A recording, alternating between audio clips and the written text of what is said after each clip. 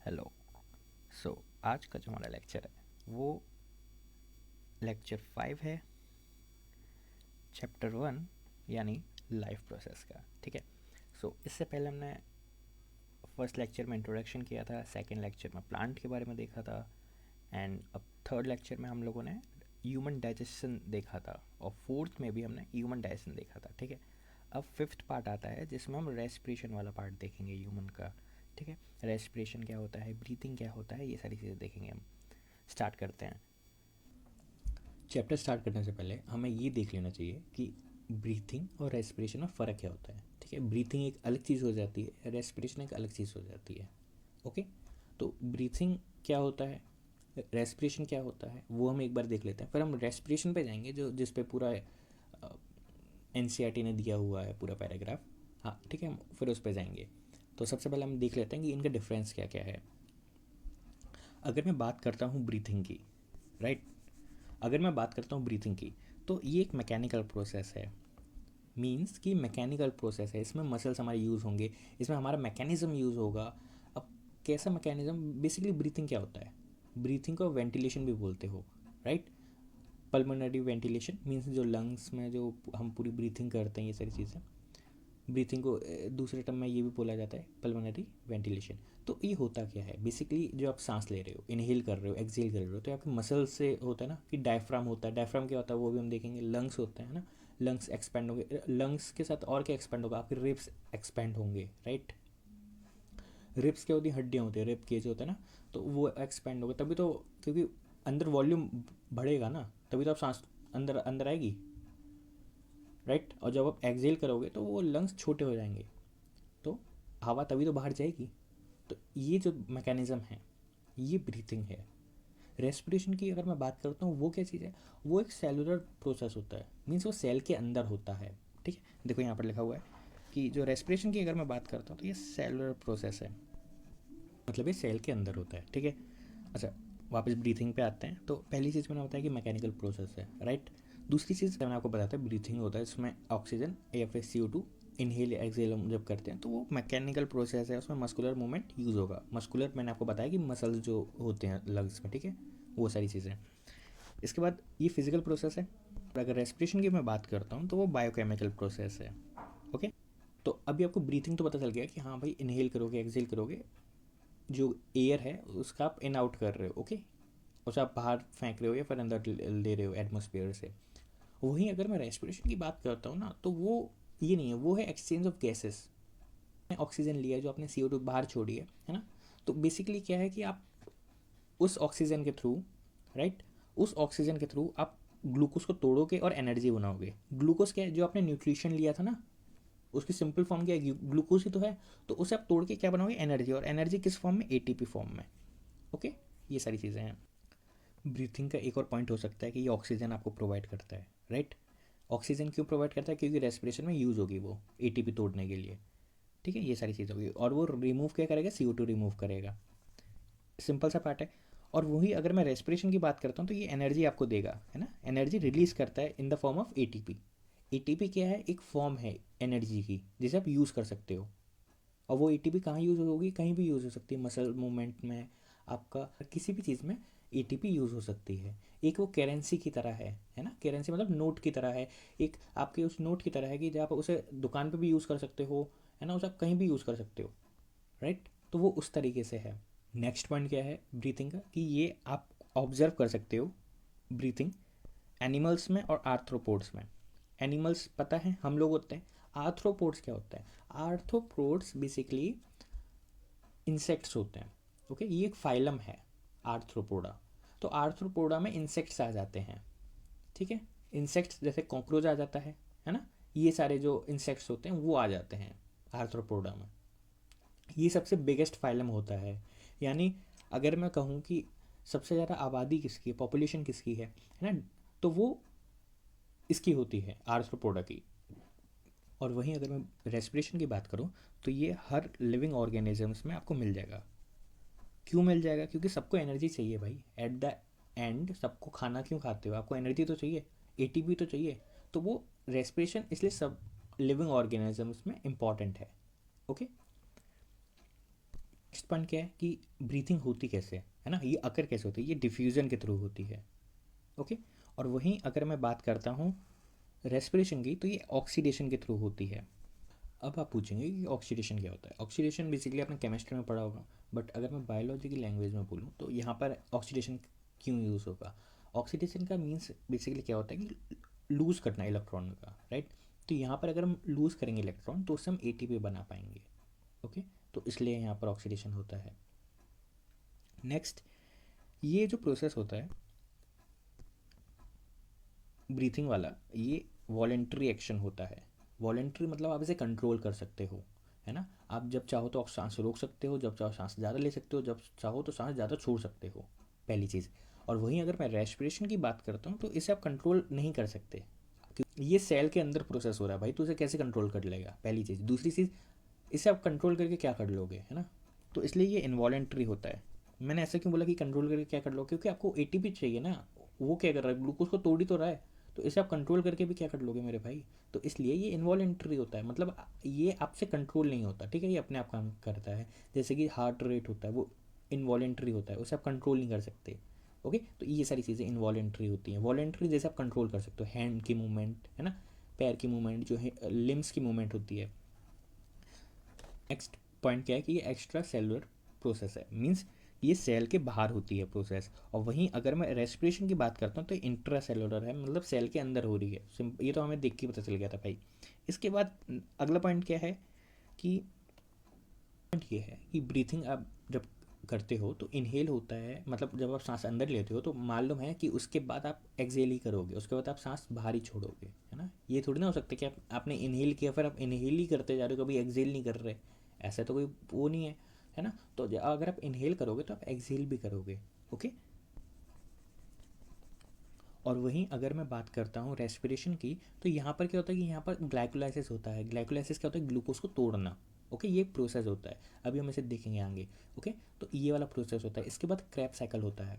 Okay, तो ये कहाँ पर होता है, ये माइट्रोकॉन्ड्रिया में होता है। और वो क्रैब साइकिल क्यों होता है, क्योंकि भाई आपने जो ग्लूकोज को तोड़ा उससे कुछ बना होगा, तो उसे भी तोड़ के और कुछ बनाना है ना, कि एट द एंड आपको एटीपी मिल सके। तो ये भी प्रोसेस होते हैं, ये सेल के अंदर प्रोसेस हो रहा है, हमें ऐसे नहीं जानना है इतना, क्योंकि आपकी बुक में नहीं दिया हुआ है, बस ये मैंने इसलिए बता दिया कि अगर आपको लिखने को आए कि डिफरेंट रेस्पिरेशन एंड ब्रीथिंग, तो आप इतने सारे पॉइंट्स लिख सकते हो, है ना। और ये समझने के लिए बेस्ट है कि हाँ भाई ब्रीथिंग क्या होता है ना, वो अलग क्यों है दोनों। आपको लगेगा कि दोनों एक होते हैं, नहीं, अलग होते हैं, ठीक है। तो हमने यहाँ पर क्या देखा कि यहाँ पर ग्लाइकोलाइसिस होगा, फिर क्रैब साइकिल होती है, वो आपको नहीं जानना है, ठीक है। ये पॉइंट आपको जानना नहीं, क्योंकि आपकी बुक में दिया ही नहीं हुआ है। बस ग्लाइकोलाइसिस समझ लो कि एक प्रोसेस होता है जिसमें ग्लूकोज टूटेगा, ठीक है। लाइसिस का मतलब ही होता है टूटना, ग्लाइको मतलब ग्लूकोज, तो ग्लूकोज का टूटना। और ग्लूकोज को क्यों तोड़ रहे हो, क्योंकि आपको एनर्जी चाहिए। नेक्स्ट पॉइंट क्या है, इसमें एटीपी लगते हैं, मतलब इसमें एनर्जी लगती है। एटीपी का कहीं पर भी मतलब हो, समझो एनर्जी है, तो यूज़ एटीपी मीन्स कि यहाँ पर एटीपी खर्च होती है इनहेल में एक्सेल में। जब आप सांस लेते हो तो एनर्जी तो लगेगी ना सांस आने जाने में, क्योंकि आप इनहेल कर रहे हो, एक्सेल कर रहे हो, उसमें एनर्जी तो लगेगी, फ्री में थोड़ी ना कुछ काम होता, राइट। बेसिकली इनहेल में एनर्जी लगती है, एक्सेल में एनर्जी नहीं लगती है। और जो ये इनहेल एक्सेल का प्रोसेस है ना, ये प्रेशर और वॉल्यूम के उस पर चलता है, कि जहाँ पर प्रेशर ज़्यादा है वहाँ पर वॉल्यूम कम होगा, और जहाँ पर वॉल्यूम ज़्यादा है वहाँ पर प्रेशर कम होगा, है ना। केमिस्ट्री का एक लॉ होता है, बॉल्स लॉ, तो उससे रिलेटेड है ये सारी चीज़ें, है ना। जो प्रेशर होता है, जो प्रेशर होता है वो इन्वर्सली प्रोपोर्शनल होता है वॉल्यूम के। यानी अगर प्रेशर ज़्यादा होगा तो वॉल्यूम कम होगी, और अगर वॉल्यूम ज़्यादा होगी तो प्रेशर कम होगा। सिंपल सी बात है ये। तो इसी लॉ के थ्रू आपकी ब्रीथिंग होती है, ठीक है। वहीं अगर मैं रेस्पिरेशन की बात करता हूँ तो यहाँ पर तो जनरेट ही हो रहे हैं भाई एटीपी, है ना। तो यहाँ पर एटीपी बनते हैं, ओके, इसके थ्रू बनते हैं। लास्ट पॉइंट क्या है कि जो ब्रीथिंग है वो रेगुलेट होती है डायफ्राम के थ्रू। और डायफ्राम क्या है, वो एक मसल्स है, क्या है, एक मसल है, ओके। तो इसके थ्रू वो रेगुलेट होती है। मैंने बताया था ना कि आपको, आप इनहेल करोगे एक्सहेल करोगे तो वहाँ पर मसल्स का भी तो यूज़ होता है, मस्कुलर मूवमेंट है ना। तो डायफ्राम का यहाँ पर बहुत अहम रोल होता है कि आप ब्रीथिंग में, ओके, एक्सहेल इनहेल के लिए। लास्ट पॉइंट क्या है रेस्पिरेशन का, कि ये रेगुलेट होता है एंजाइम्स के थ्रू, बहुत सारे एंजाइम्स के थ्रू है, ओके, न्यूमरस एंजाइम के थ्रू रेगुलेट होता है ये। क्योंकि ग्लाइकोलाइसिस अभी हमने देखा तो उसमें भी एंजाइम्स लगेंगे, क्रेब्स साइकिल हमने देखा तो उसमें भी एंजाइम्स लगेंगे, ठीक है। लास्ट में मैं आपको ये बता दूं कि ये थोड़ा आउट ऑफ एनसीईआरटी भी है इसमें, क्योंकि ये क्रेब साइकिल ये आप में नहीं है, ग्लाइकोलाइसिस आप में नहीं है, बट अंडरस्टैंडिंग के लिए आप समझ लो कि हाँ भाई ग्लाइकोलाइसिस रेस्पिरेशन में होता है, क्योंकि सेल वाला पार्ट है ना रेस्पिरेशन, तो सेल के अंदर हो रहा है, तो वहाँ पर केमिकल रिएक्शन होंगे, तो उन प्रोसेस को क्या बोलते हैं, ये प्रोसेस बोलते हैं। ओके, तो ये चीज़ आप समझ लो। और दूसरी चीज़ आपको क्या समझना है, मैं एनसीईआरटी तो कराऊंगा ही, साथ के साथ थोड़ा सा आउटर भी जाऊंगा, क्योंकि आपको समझना भी है कि ये चीज़ें होती क्या हैं अच्छे से समझने के लिए, ठीक है। बट हम उन्हें डिटेल में नहीं करेंगे अगर मैं आउटर भी जाऊंगा थोड़ा सा। ओके, तो वो आप देख लेना, साथ के साथ आपको भी एनसीईआरटी पढ़नी है, मैं तो एनसीईआरटी आपको लाइन बाई लाइन करा ही रहा हूँ। ओके, ये डायग्राम आपके सामने है ह्यूमन रेस्पिरेशन सिस्टम का, इसे हम अभी देख रहे हैं, साथ के साथ अभी एक और बार देखेंगे एनसीईआरटी में जब दिया हुआ है, तब जब हम एनसीईआरटी पढ़ेंगे तब भी हम इसे देखेंगे। अभी मैं आपको क्यों दिखा रहा हूँ यहाँ पर, अभी हमने ब्रीथिंग और रेस्पिरेशन पढ़ा है, राइट। अभी इन दोनों का डिफरेंस हमने क्लियर किया है। तो पहले मैं आपको बताता हूँ कि ब्रीथिंग कहाँ से कहाँ तक होती है, रेस्पिरेशन कहाँ से कहाँ तक होती है, वो देख लेते हैं। अगर मैं ब्रीथिंग की बात करता हूँ तो वो यहाँ से लेके यहाँ तक होगी। कुछ समझ नहीं आया होगा, देखो अभी हमने ब्रीथिंग और रेस्पिरेशन का डिफरेंस किया है, राइट। अब हम देख लेते हैं कि ब्रीथिंग कहाँ से लेके कहाँ तक होती है, ओके, रेस्पिरेशन कहाँ से स्टार्ट होती है, ठीक है। यहाँ पर फ्लो चार्ट दिया हुआ है, जहाँ पर आप देख सकते हो कि एक्सटर्नल नॉस्ट्रल से स्टार्ट होती है। एक्सटर्नल नॉस्ट्रल्स क्या होते हैं, जो आपके नाक के छेद होते हैं ना, उन्हें आप नॉस्ट्रल्स बोलते हो। ओके, तो यहाँ से आपकी ब्रीथिंग स्टार्ट होती है, आप इनहेल करोगे एक्सहेल करोगे तो यहाँ से तो स्टार्ट होगा ना भाई, पहली चीज़। दूसरी चीज़, ये फेरेंग्स पे जाएंगे। ओके, अब ये फेरेंग्स क्या होते हैं, लेरिंग्स क्या होते हैं, ट्रैके क्या होता है, ये मैं आपको अभी नेक्स्ट स्लाइड में बताता हूँ, अभी आप देख लो। फिर लेरिंग्स पे जाएंगे, देन ट्रैकिया, ट्रैकिया आपका गला वाला पार्ट होता है ये, ठीक है।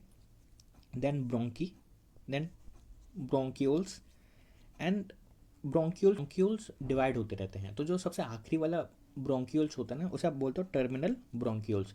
यहाँ तक होता है आपका ब्रीथिंग वाला पार्ट, यहाँ तक आपकी कंडक्शन वाला पार्ट है। कंडक्शन मीन्स कि एयर आ रही है जा रही है, कंडक्शन हो रहा है। ओके, इसके बाद रेस्पिरेशन स्टार्ट हो जाता है, जो होता है एल्वोलाई में, जो होता है एल्वोलाई में, ठीक है। यहाँ से एक्सचेंज ऑफ गैसेस होगा, राइट। यहाँ से क्या होगा, एक्सचेंज ऑफ गैसेस एल्वोलाई में। यहाँ पर आपकी ऑक्सीजन आएगी, CO2 जाएगी, ये यहाँ पर ये वाला काम होगा, ठीक है। और फिर वापस बैक गियर, एल्वोलाई ने एक्सचेंज किया CO2 O2 का, इसने एक्सचेंज किया, फिर यहाँ से वापस बैक गियर, फिर यहाँ से पूरा बैक गियर तक जाएगी, तो फिर आप एक्सेल कर दोगे। ये इनहेल वाला पूरा प्रोसेस था कि आपने इनहेल कैसे करते हो।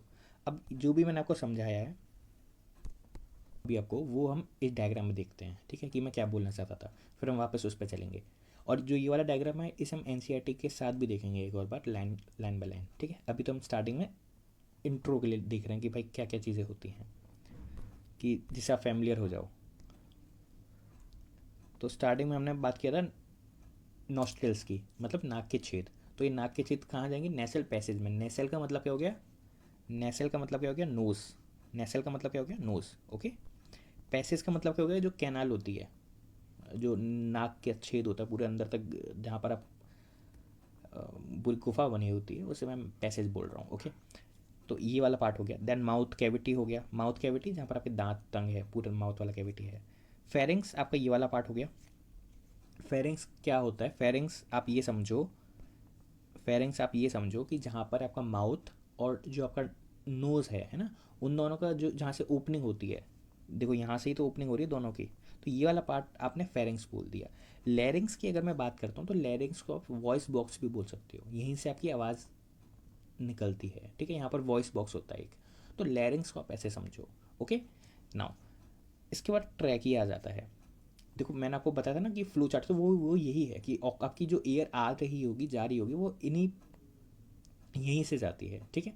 ट्रैकिया क्या होता है, ट्रैकिया देखो यह गला वाला पूरा पार्ट है ये वाला, ठीक है, थोरेसिक वाला। ट्रैकिया में रिंग्स ऑफ कार्टिलेज होती हैं। क्या होता है, रिंग्स ऑफ कार्टिलेज, मतलब कार्टिलेज की रिंग होती है। नेक्स्ट फिर यहाँ पर ब्रोंकी आ जाता है, ठीक है। अब देखो ब्रोंकी क्या होता है, जो ये वाला पार्ट है जो यहाँ से डिवाइड हो रहा है ट्रैकिया से, तो यहाँ पर दो दो तरफ डिवाइड हो रहा है, लेफ्ट और राइट लंग्स में, राइट। तो वो ब्रोंकी हो गया। इसके बाद ब्रोंक्यूल्स आ जाता है।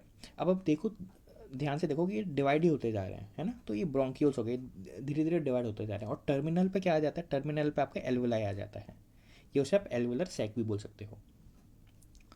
टर्मिनल पे क्या आ जाता है, एल्वुलाई आ जाता है, ठीक है। और देखो ये है डायफ्राम, मैंने आपको बताया था ना ये डायफ्राम होता है, ये मसल्स है, यही इनहेल एक्सेल में आपकी हेल्प करेगी। जब आप इनहेल करोगे तो ये नीचे हो जाएगी मसल्स, ओके, ये मसल्स नीचे हो जाती है। और जब आप एक्सेल करोगे मतलब सांस छोड़ोगे तो ये ऊपर चले जाती है वापस, ठीक है। तो जब आप पेट की सांस लेते हो तो वो इसी के थ्रू होती है, ओके। ये एल्वोलाई है, ओके। तो ये आपने देखा। और इसमें आप अगर मैं कंडक्शन वाला पार्ट बोल रही हूँ तो कंडक्शन वाला पार्ट यहाँ से लेके यहाँ तक होता है। जैसे आप ब्रीथिंग बोलोगे, कंडक्शन हो रहा है, क्या हो रहा है, कंडक्शन हो रहा है, ठीक है। जहाँ से फ्लो हो रही है कि यहाँ से ऑक्सीजन आ रही है, यहाँ से ऑक्सीजन जा रही है, आप इनहेल कर रहे हो, एक्सहेल कर रहे हो, ये कंडक्शन वाला पार्ट हो गया। रेस्पिरेशन सेल वाला प्रोसेस होता है जहाँ पर, और ये स्टार्ट कहाँ से होता है, ये एल्वोलाई से स्टार्ट होता है, मतलब यहाँ से स्टार्ट होगा एल्वुलर सैक से, ठीक है। जहाँ पर एक्सचेंज ऑफ गैसेस होगा, पहले यहाँ पर एक्सचेंज होगी गैसेस की, है ना। वो गैस एक्सचेंज किससे होती है, ब्लड वेसल्स से, कैपिलरीज से, ठीक है। और वो कैपिलरीज आपके सीधे हार्ट में जाएंगे, बाकी जगह जाएंगी, है ना, समझे। ये सारी चीज़ें होती हैं। सो ये एनसीईआरटी वाला पूरा पैराग्राफ है, ठीक है, जो एनसीईआरटी में दिया हुआ है रेस्पिरेशन के बारे में, ठीक है, वो हम देखते हैं।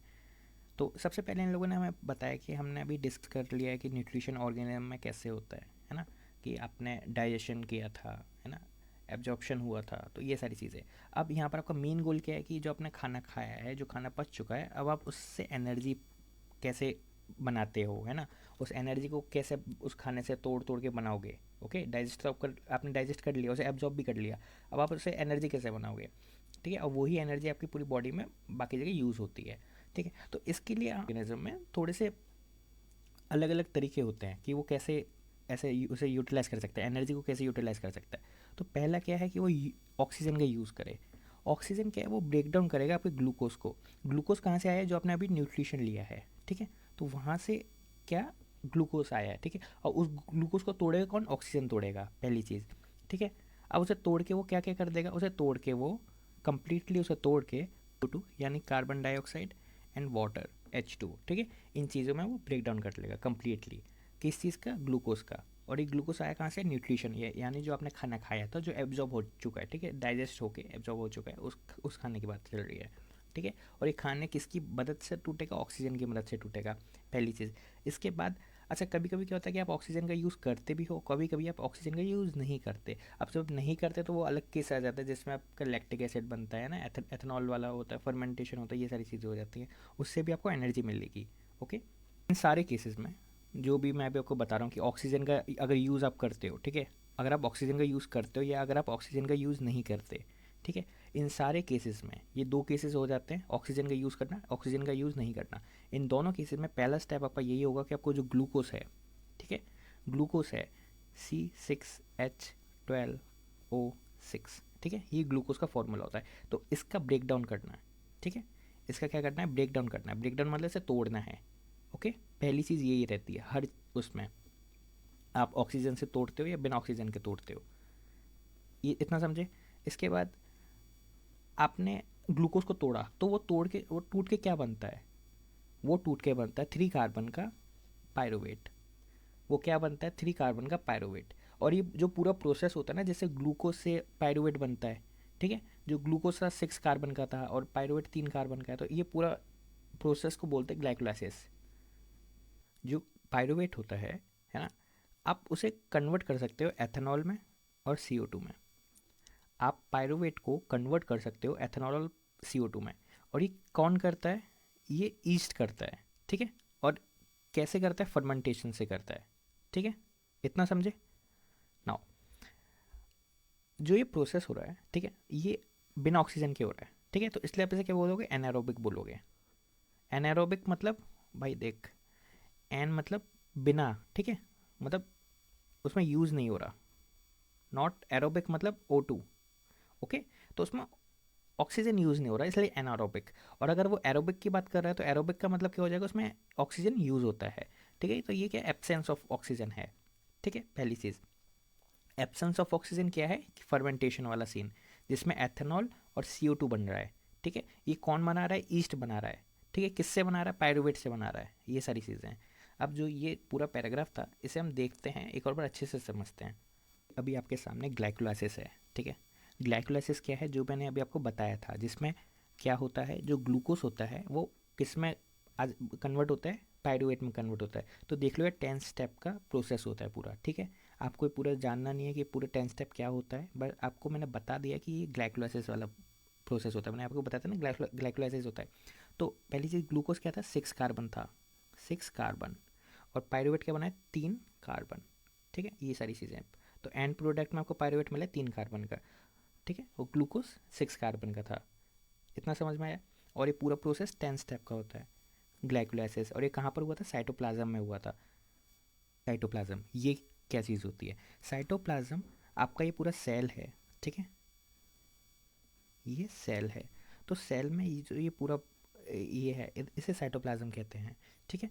जहाँ पर आपका most of the chemical reactions होते हैं, ठीक है, सेल के अंदर। तो वो कहाँ होंगे, साइटोप्लाज्म में होंगे, ठीक है। साइटोप्लाज्म का ये थिक लेयर का बना होता है, क्लियर होती है, जेली लाइक सब्सटेंस होता है इसके अंदर, ठीक है। पहली चीज़ ये थिक होगा, मीन्स लिक्विड नहीं होगा, थिक होगा, ठीक है। दूसरी चीज़ ये क्लियर रहता है, विच मीन्स कि यहाँ पर आप आराम से बता सकते हो कि कौन सा पार्टिकल्स किधर है, जैसे माइट्रोकॉन्ड्रिया किधर है, ये सारी चीज़ें किधर है। अब हम आ जाते हैं जो हमने अभी पढ़ा था ना, एनारोबिक एरोबिक। तो ये क्या चीज़ होती है, अगर मैं एनारोबिक की बात कर रहा हूँ, मैंने आपको बताया था ना, एनारोबिक मतलब नॉट मीन्स एंटी, ठीक है। रोबिक मीन्स ऑक्सीजन, कि उसमें ऑक्सीजन नहीं होती, ऑक्सीजन एब्सेंट होती है। और अगर मैं एरोबिक की बात करता हूँ तो वहाँ पर आप देख सकते हो कि इसमें ऑक्सीजन प्रेजेंट होती है, ओके। अच्छा ये बात, और ये ज़्यादा एनर्जी प्रोड्यूस करता है, ठीक है। ये मतलब ज़्यादा एनर्जी रिलीज़ करता है, ठीक है। तो ज़्यादा एनर्जी क्यों रिलीज़ करा है, क्योंकि इसके पास ऑक्सीजन है, ठीक है। ऑक्सीजन की मदद से ज़्यादा अच्छे से ब्रेक डाउन होगा, ग्लूकोज का कंप्लीटली ब्रेक डाउन होगा, इसलिए ज़्यादा एनर्जी निकालता है। और कितने 38 मॉलिक्यूल्स ऑफ एटीपी। एटीपी क्या है वो भी हम आगे देखते हैं, ठीक है। एटीपी क्या होता है अभी हम आगे देखते हैं कि वो चीज़ क्या होती है, ठीक है। ओके, इसके बाद ये प्रोड्यूस करके करता है, ये CO2 प्रोड्यूस करेगा और वाटर और एनर्जी प्रोड्यूस करेगा। मैं एरोबिक की बात कर रहा हूँ। इसके बाद ये कंप्लीटली ब्रेक डाउन कर देता है ग्लूकोज का, ठीक है। और ये कहाँ पर होता है, माइट्रोकॉन्ड्रिया में होता है। माइट्रोकॉन्ड्रिया क्या होता है वो भी हम देखते हैं, ठीक है। इसके बाद हमने जो भी पढ़ा था एनारोबिक का, वो हम देखते हैं अब। एनारोबिक में लेस एनर्जी आपको मिलती है, कितनी मिलती है, 2 ATP मिलती हैं, ठीक है। 2 मॉलिक्यूल्स मिलते हैं ATP के, ओके। इसके बाद ये लैक्टिक एसिड प्रोड्यूस करता है। लैक्टिक एसिड कहाँ, मसल सेल्स में आपको मिलता है, ठीक है। जब आप मसल स्क्रैम्स जो होते हैं, है ना, वो भी हम देखते हैं कि मसल स्क्रैम्प क्या होते हैं। और ये एथेनॉल, CO2, है ना, और एनर्जी ये प्रोड्यूस करता है ये। अच्छा, बट ये कंप्लीटली नहीं करता, ये पार्शियल ब्रेक डाउन करेगा ग्लूकोज का, ओके। इसके बाद ये कहाँ पर प्रोसेस होता है, ये वाला साइटोप्लाज्म में होता है। साइटोप्लाज्म अभी हम देख चुके हैं, अब हम माइट्रोकॉन्ड्रिया देखते हैं, ठीक है। तो माइट्रोकॉन्ड्रिया क्या होता है, माइट्रोकॉन्ड्रिया एक double membrane rod shape structure होता है जो प्लांट और एनिमल्स के सेल्स में दोनों में मिलता है, ठीक है। इसका जो साइज़ होता है वो इतना होता है डायमीटर में, ओके। इसके बाद जो मेन चीज़ है इसमें, इसमें एक आउटर मेम्ब्रेन होती है, बाहर की एक मेम्ब्रेन होगी, एक इनर मेम्ब्रेन होगी, और बीच में एक मैट्रिक्स होगा, ठीक है।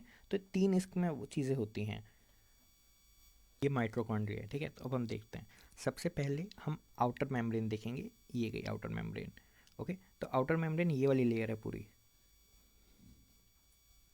आउटर मेम्ब्रेन ये वाली लेयर है पूरी, ठीक है। इसके बाद हम इनर मेम्ब्रेन देखेंगे, इनर मेम्ब्रेन ये वाली लेयर हो गई। अब इसके बाद हम इंटर मेम्ब्रेन स्पेस देखेंगे। इंटर मेम्ब्रेन मतलब ये वाली लेयर अंदर वाली और बाहर वाली, इन दोनों के बीच में जो गैप है इसे बोलेंगे इंटर मेम्ब्रेन स्पेस, ठीक है।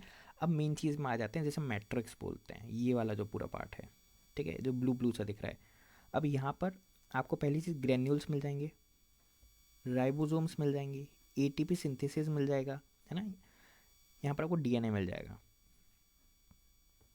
और जो ये वाली चीज़ें होती हैं, ये जो क्रिस्टे बन रहे हैं, इसे क्रिस्टे बोलते हैं, ठीक है। ये क्रिस्टे, ये ऐसे ये बन रहा है, ये क्रिस्टे होते हैं, ठीक है। हमने माइट्रोकॉन्ड्रिया देखा था, एक और बार देख लेते हैं। ये आउटर वाला मैंने आपको मेम्ब्रेन बताई थी, ये आपकी इनर वाली मेम्ब्रेन हो गई, ठीक है। अब यहाँ पर मैंने आपको बताया था एक स्पेस होता है इंटर मेम्ब्रेन स्पेस, ये वो वाला स्पेस है, ठीक है। अब ये जो है ये क्या है, ये है क्रिस्टे है, ठीक है। ये क्या वाला पार्ट हो गया, ये पूरा मैट्रिक्स हो गया, ओके। मैट्रिक्स में इसका खुद का DNA होता है, पहली चीज़, खुद का डीएनए होता है यहाँ पर इसका, माइटोकॉन्ड्रिया का, ठीक है। और आपने देखा होगा कि जो एनर्जी बनती है वो भी यहीं पर बनती है, ठीक है। एनर्जी यहाँ पर बनती है इधर, ठीक है। तो ये जो है इसकी पूरी मेम्ब्रेन है ना, ये वाली मैट्रिक्स की, तो यहाँ से एनर्जी बनती है, एटीपी बनता है, ओके। यहाँ पर एक बार डिफरेंस देख लेते हैं एक और बार, एरोबिक एनारोबिक का, ठीक है। तो एरोबिक ऑक्सीजन में होता है, एनारोबिक विदाउट ऑक्सीजन होता है, ठीक है। ये आपको all higher plant and animals में मिलेगा, ये आपको माइक्रो ऑर्गेनिजम्स में मिलेगा। ये किसकी बात चल रही है, ये एनारोबिक की बात चल रही है, ये वाला पार्ट, ठीक है। ये एनारोबिक का है जिसमें ऑक्सीजन नहीं होती है, और ये आपको सेल के अंदर मिलता है, ये आपको कहीं पर भी मिल सकता है, एनीवेयर, ठीक है। मी साइटोप्लाज्म और माइटोकॉन्ड्रिया में मिलेगा, बट ये सिर्फ साइटोप्लाज्म में मिलता है। यहाँ पर ग्लाइकोलाइसिस होता है। ग्लाइकोलाइसिस अभी हम देख चुके हैं कि क्या होता है, 10 स्टेप का, है ना। यहाँ पर टीसीए होता है। टीसीए क्या होता है, एक साइकिल होती है, ओके। ऐसी ईटीएस होता है, इलेक्ट्रो ट्रांसपोर्ट चेन, जहाँ से एटीपी बनता है, ठीक है। एटीपी सिंथेसिस होता है, वो यहीं पर होता है, ओके। और यहाँ पर पायरुवेट ऑक्सीडेशन भी होता है, ये भी एक प्रोसेस होता है, वो हमें नहीं जानना है, ठीक है। ये ज़्यादा डिटेल, ये ज़्यादा हम अंदर चले गए हैं, वैसे इतना 10th के हिसाब से तो नहीं पूछेंगे, ठीक है। बट आप अगर जानना चाहते हैं तो देख सकते हैं कि यहाँ पर ग्लाइकोलाइसिस होता है, इनकम्प्लीट ब्रेकडाउन होता है पायरुवेट का, ठीक है। पर ये तो इंपॉर्टेंट है, इनकम्प्लीट ब्रेकडाउन होता है, यहाँ पर कंप्लीटली ब्रेकडाउन हो रहा था, ओके। इसके बाद यहाँ पर आपको 36 एटीपी मिलती है, और यहाँ पर सिर्फ आपको 2 एटीपी मिलती है। ये इंपॉर्टेंट हो सकता है, अगर आप लिखोगे तो थोड़ा एक्स्ट्रा मार्क्स मिल सकते हैं। इसके बाद नॉन टॉक्सिक टू ऑर्गेनिजम्स, ये टॉक्सिक टू हायर ऑर्गेनिजम्स, ये कैसे हो सकता है टॉक्सिक, अभी हम देखते हैं। क्योंकि इसमें लैक्टिक एसिड प्रोड्यूस होता है, बहुत सारी ऐसी, क्योंकि आपका ग्लूकोज इनकम्प्लीट ब्रेकडाउन हो रहा है ना, इसमें पूरा ब्रेकडाउन हो रहा है। ये भी तो देखो, एंड प्रोडक्ट CO2 और वाटर होता है, ओके। इसका एंड प्रोडक्ट क्या होता है, देखो फर्मेंटेशन होगी अगर ईस्ट में, तो यहाँ पर एथेनॉल और CO2 बनता है, पहली चीज़ इसका एंड प्रोडक्ट में, ठीक है। और वही अगर मैं एनिमल्स की बात करता हूँ तो एनिमल्स में लैक्टिक एसिड बनता है, ओके। आखिरी पॉइंट क्या है कि जो सबस्ट्रेट होता है वो ऑक्सीडाइज हो जाता है, यानी ब्रेकडाउन हो जाता है, CO2 और H2 में वही बात चल रही है, और यहाँ पर इनकम्प्लीटली ब्रेकडाउन होता है, ऑक्सीडाइज होता है, ठीक है। ये सारी चीज़ें हो गई। के बाद हम नेक्स्ट पैराग्राफ पे आ जाते हैं, NCERT के, जिस पहले आपने एक ग्लूकोज लिया, ठीक है, एक ग्लूकोज लिया, आपने उसे तोड़ के पायरुवेट बनाया, इतना समझ में आया, ठीक है। ये सारे सेल्स में होता है, ये कहाँ पर होता है, साइटोप्लाज्म में होता है, सेल में, ठीक है। इतनी चीज़। अच्छा, एक और चीज़, ये 6 कार्बन का होता है, ये 6 कार्बन का होता है ग्लूकोज, ठीक है, यानी C6H12O6, ओके। इतना समझ में आया। और वहीं अगर मैं इसकी बात करता हूँ तो ये आपके 3 कार्बन का होता है, ठीक है। मीन्स कि 2 प्रोडक्ट बनते हैं, ठीक है। एक ग्लूकोज से कितने पायरुवेट बनेंगे, 2 पायरुवेट बनेंगे। पायरुवेट कितने, 3 कार्बन है ना, क्योंकि 6 कार्बन टूटे हैं तो 3 ही तो आएंगे ना। अब देखो, ये 6 कार्बन थे, ठीक है, तो इसे टूट के 3 पायरुवेट ही तो बने हैं, तो फिर तभी तो 2 आएंगे, 2 पायरुवेट ही तो होंगे, इतना समझे। तो एक ग्लूकोज से 2 पायरुवेट बनते हैं, एक ग्लूकोज 6 कार्बन का होता है तो पायरुवेट 3 कार्बन के होते हैं, ये पहली चीज़ हो गई। तो ग्लाइकोलाइसिस होता है जिससे ग्लूकोज टूट के पायरुवेट बनाता है, ठीक है। और वो कितने बनते हैं, 3 कार्बन के पायरुवेट बनते हैं, ठीक है। अब ये आपको क्या देंगे, ये आपको देंगे 3 CO2, है ना, ओके। इसके बाद और एक प्रोडक्ट क्या मिलता है आपको, प्रोडक्ट मिलता है वाटर, ओके। अभी तक हमने भाई जितना स्टार्ट किया मैंने बस यही देखा है कि वो टूट के 2 चीज़ आपको दे रहा है, एक आपको CO2 दे रहा है, एक आपको वाटर दे रहा है, ओके, पहली चीज़। दूसरी चीज़ हमने क्या देखा था कि अगर ऑक्सीजन की प्रेजेंस में हो रहा है ये, है ना, प्रेजेंस ऑफ एयर या ऑक्सीजन, तो उसे एरोबिक रेस्पिरेशन बोलते हैं, वो भी हमने देख लिया, इन दोनों का डिफरेंस अच्छी तरीके से देख लिया, ठीक है। अच्छा, दूसरी चीज़, एरोबिक है तो उसमें एनर्जी ज़्यादा होती है, ठीक है, आपको एनर्जी जो रिलीज़ है एनर्जी वो ज़्यादा मिलेगी, ओके। अब बात आती है एनारोबिक की, जब ऑक्सीजन नहीं होगा, ठीक है, एनारोबिक, जब ऑक्सीजन नहीं है, एयर नहीं है, तब आप ब्रेक डाउन करोगे। ये मसल सेल्स में होता है ज़्यादातर, जब आप बहुत देर भागते हो, है ना, दौड़ते हो, तब एनर्जी बहुत जल्दी उसे चाहिए होती है, तो एनर्जी जितना उसके पास होती है तुरंत तो दे देता है, बट अगर अभी आपको और एनर्जी की नीड है तो क्या करता है, तो वो ब्रेक डाउन करती हैं पायरुवेट का, और वो उसे क्या कन्वर्ट कर देती है, लैक्टिक एसिड में कन्वर्ट कर देती हैं। और लैक्टिक एसिड भी 3 कार्बन का होता है, ठीक है, लैक्टिक एसिड भी 3 कार्बन का होता है। तो ये आपके मसल्स में आ जाते हैं, जैसे क्रैम्प्स आ जाते हैं मसल्स में, ओके। आपने देखा होगा जब आप भागते हो, जब आपके पास एनर्जी होती है तो आप भाग लोगे अच्छी तरीके से, फिर आपको और ज़्यादा भागना है तब आपके पास एनर्जी नहीं है, तो मसल्स क्या करती हैं, वो जो उसकी एनर्जी होती है उसे वो और जल्दी तोड़ती है, जो पायरुवेट है उसे और ज़्यादा तोड़ेगा, और पायरुवेट को तोड़ के वो क्या बना देगा, लैक्टिक एसिड बना देगा, जो कि 3 कार्बन का होता है। मसल्स क्रैम्प क्या होते हैं? या तो आप उन्हें मसल्स क्रैम्प बोल सकते हो या फिर आप उन्हें मसल्स स्पैम्स बोल सकते हो, ठीक है। होते हैं ये चीज़ कि कोई भी इनवॉल्ट्री कॉन्ट्रैक्शन होता है। इनवॉल्ट्री मीन्स कि जो आप खुद नहीं कर रहे हैं ना, आप खुद नहीं कर रहे, आपकी बॉडी खुद करती है, लाइक वो आप कंट्रोल में नहीं है, इतना समझो, ठीक है। उसका कॉन्ट्रैक्शन हो रहा है, कॉन्ट्रैक्शन का मीन्स क्या हो गया, कुछ चीज़ कॉन्ट्रैक्ट हो रही है, दब रही है, ठीक है। तो मसल्स में क्या होता है, कोई भी उन्हें मूवमेंट करनी होती है ना, तो एक तो वहाँ पर कॉन्ट्रैक्शन होता है और दूसरा रिलैक्सेशन होता है, ठीक है।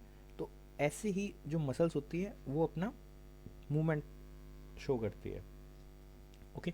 नाउ अब ये मसल्स क्रैम्प्स कहाँ होते हैं बेसिकली, ये कब होता है, जब जैसे कि कुछ सेकेंड या फिर कुछ मिनट्स बाद आप अगर कुछ आप ऐसा काम कर रहे हो, इंटेंस काम कर रहे हो, है ना, बार बार मसल्स की उसकी ज़रूरत पड़ रही है, अब वहाँ पर उसकी एनर्जी खत्म हो जाती है, तो उसे एनर्जी कहाँ से होगी, तो इसलिए मसल्स में क्या होती है, थोड़ा टाइटनिंग से आने लग जाती है, क्योंकि वो एनर्जी उसकी खत्म हो चुकी है, वो कहाँ से एनर्जी लेगा, तो वो एनर्जी फिर कहाँ से लेता है, वो एनर्जी आपकी लेगा लैक्टिक एसिड बना के, ठीक है। वो एनर्जी कहाँ से लेगा, लैक्टिक एसिड बना के। तो इसमें क्या ग्लूकोज पूरा टूटता है, नहीं, इसमें ग्लूकोज पार्शियल टूटता है, ओके। और इसका कॉस्ट क्या होता है, देखो इसका कॉस्ट क्या होगा, देखो डिहाइड्रेशन हो सकता है, मतलब पानी की कमी हो सकती है, मसल्स फटीग मीन्स मसल्स थक सकती है, इलेक्ट्रोलाइट का इम्बैलेंस हो सकता है, इलेक्ट्रोलाइट्स क्या होते हैं, आयंस होते हैं ना, उनका इम्बैलेंस हो सकता है, या फिर कोई ऐसा कोई मेडिकल कंडीशन हो, इसकी वजह से इसका कॉस्ट हो सकता है, जिसकी वजह से मसल्स क्रैम्प होते हैं।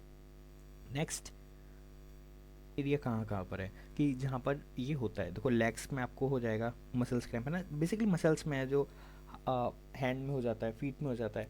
तो ऐसी जो मसल्स होती है जहाँ पर आपको, जैसे कि आप कुछ ऐसा काम कर रहे हो, उठक बैठक ज़्यादा लगा रहे हो, तो आपके थाइस में दर्द होने लग जाता है, राइट।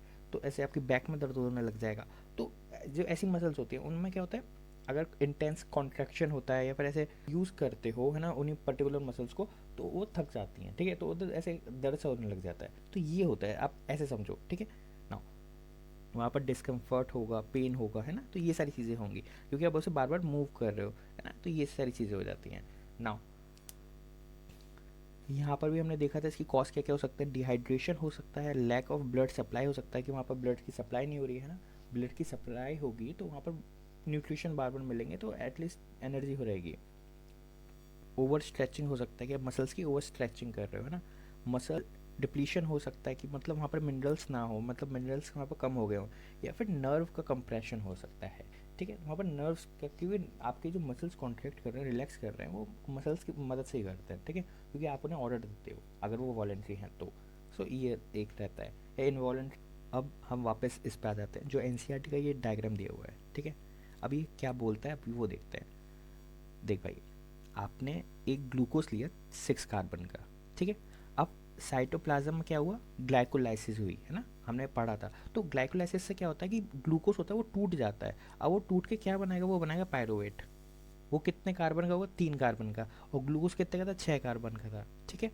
और उसके साथ वो क्या एक्स्ट्रा रिलीज करेगा, एनर्जी रिलीज करेगा, ओके, इतना समझ में आया। अब ये जो पायरोवेट है भाई, इसे 3 तरीके से इससे एनर्जी निकाल सकते हो, ठीक है। अब पहली है कि जिससे आप ऑक्सीजन की प्रेजेंस में निकाल रहे हो, है ना, और 2 हैं जब आप लैक ऑफ ऑक्सीजन निकाल रहे हो। तो पहला है कि आप ऑक्सीजन के बिना निकाल रहे हो, तो ये ईस्ट में निकलता है, जिसमें एथेनॉल और CO2 प्लस एनर्जी निकलेगी, ठीक है, ये 2 कार्बन का मॉलिक्यूल होगा, ओके। नाउ नेक्स्ट, आप बिना ऑक्सीजन के निकाल रहे हो बट ये मसल्स में निकल रहा है, तो यहाँ पर लैक्टिक एसिड निकलेगा, ठीक है, जो 3 कार्बन का होता है। ये NCERT की लाइन है, अभी हमने देखा था।